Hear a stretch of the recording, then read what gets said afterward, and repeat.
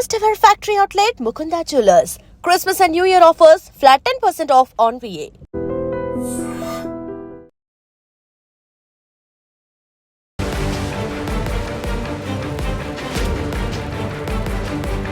నమస్కారం, welcome to iDream media. నేను మీ సంగీత. గాజియాబాద్లో కత్తుల పంపిణీ చేస్తున్నట్టు ఒక వీడియో తెగ వైరల్ అవడంతో పోలీసులు వెంటనే అప్రమత్తం అయిపోయి 46 మంది మీద కేసు ఫైల్ చేశారు. ఒక 10 మందిని అరెస్ట్ చేయడం కూడా జరిగింది.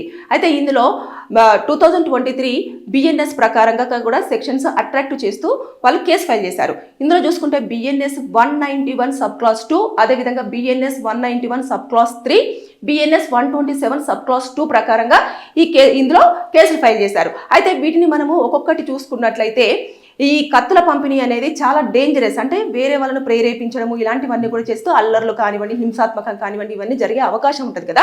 అందుకోసం అని చెప్పేసి ఈ సెక్షన్స్ అట్రాక్ట్ చేశారు.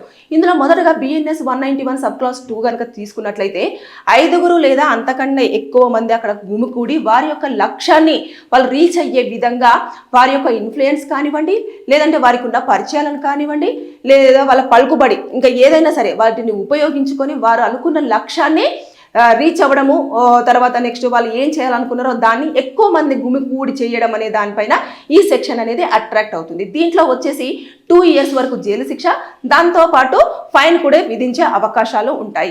ఇక బిఎన్ఎస్ 191 సబ్ క్లాస్ 3 ప్రకారంగా శాంతి భద్రతలు లేదంటే ఉల్లంఘించడము, లేదంటే ఈ కత్తులను వాళ్ళకు అందజేసేసి వారిని ప్రేరేపించి అల్లర్లకు పురమాయించడము, లేదంటే గొడవలు చేసేలాగా వారిని ఏదో ఒక విధంగా మోటివేట్ చేయడము, ఇదంతా కూడా దీంట్లో రావడం జరుగుతుంది. దీంట్లో 3 to 5 years వరకు కూడా జైలు శిక్ష విధించే అవకాశాలు ఉంటాయి. దాంతోపాటు 5,000 రూపాయల వరకు కూడా జరిమానా విధించే ఛాన్సెస్ ఉన్నాయి.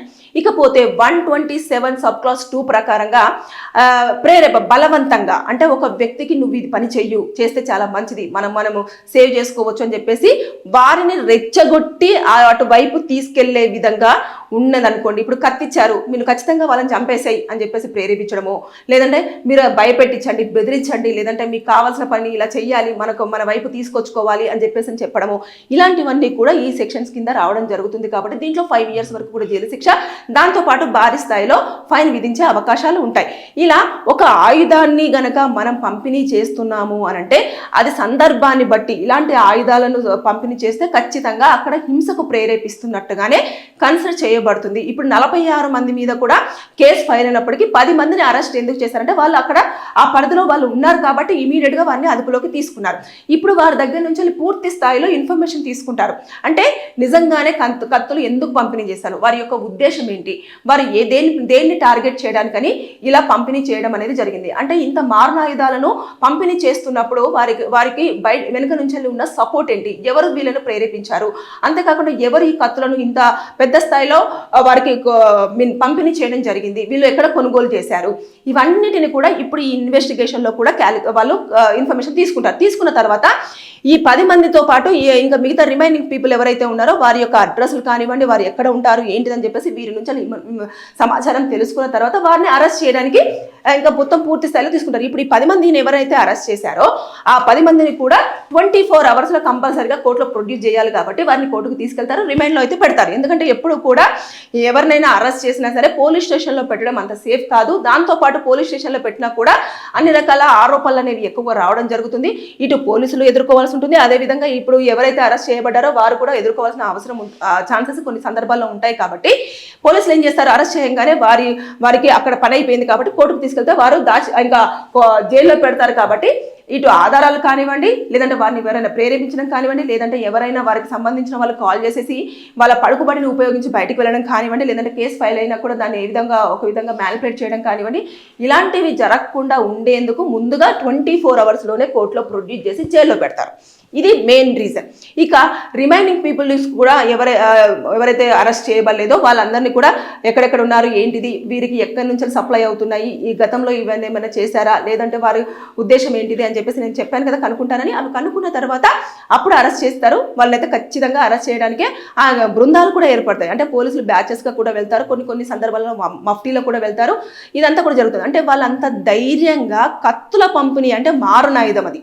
అంత షార్ప్ ఒక వెపన్ని ఇస్తూ కూడా వీడియో తీసుకొని దాన్ని సోషల్ మీడియాలో పెట్టేసి మరి వైరల్ చేసుకొని మేము ఇలా కత్తులు పంపిణీ చేస్తున్నాము, మీరు వచ్చి తీసుకోండి అని చెప్పేసి అంటారు. ఖచ్చితంగా ఏదైనా కూడా మనము ఒక మారణాయుధం మనం అంటే గన్స్ కానివ్వండి, లేదంటే పెస్తోల్ కానివ్వండి, లేదు అనుకుంటే ఇలాంటి కత్తులు కానివ్వండి ఉన్నప్పుడు ఖచ్చితంగా పోలీసుల దగ్గర నుంచి పర్మిషన్ అనేది ఉంటుంది. అంతేకాని పర్మిషన్ లేకుండా మీరు మారణాయుధాలను క్యారీ చేయడానికి మనకు ఒక పౌరునిగా ఎలాంటి రైట్స్ లేవు. అంటే మీరు అంటూ ఉండొచ్చు, అంటే ఇప్పుడు కిచెన్లో ఉండే కత్తులు ఉంటాయి కదా, దానికి కూడా పర్మిషన్, అవి కాదు.